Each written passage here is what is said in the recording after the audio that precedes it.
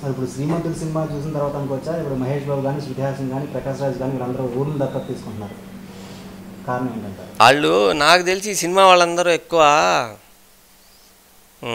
Income ట్యాక్స్లో ఏదో reduction ఇస్తా అన్నారేమో, ఆ లూప్ హోల్ పట్టుకుని చేస్తుంటా ఉండుంటారు వీళ్ళు. అది కూడా ఏమీ లేకుండా ఇన్కమ్ ట్యాక్స్ ఏదో రిడక్షన్స్ ఇస్తుంటారు ఈ దేశ సేవ చేస్తుంటే. కార్పొరేట్ కంపెనీస్కి అన్నీ ఉంటుంది ఇట్లా, సోషల్ సర్వీస్కి ఇంత ఖర్చు పెడితే మీకు ఇంత ఇన్కమ్ ట్యాక్స్లో తగ్గిస్తామని అదేదో డిక్లేర్ చేసి ఉంటారు. దానివల్ల ఈ ఫ్యాడ్ స్టార్ట్ అయి ఉంటుంది అంతే తప్ప పెద్ద దేశాన్ని బాగు చేద్దాం అనుకుంటే ఎప్పుడో ఒక్కడి హిట్ అప్పుడే మొదలెట్టాలి మహేష్ బాబు. ఇప్పుడు దేవిశ్రీ ప్రసాద్ కావాలి అని మహేష్ బాబు అన్నారు అనుకోండి, అతను చంద్రమండలంకి వెళ్ళి నేను చేయాలి అని అంటే చేస్తారు వీళ్ళు. ఎందుకు అంటే మహేష్ బాబు మాట వినాలి.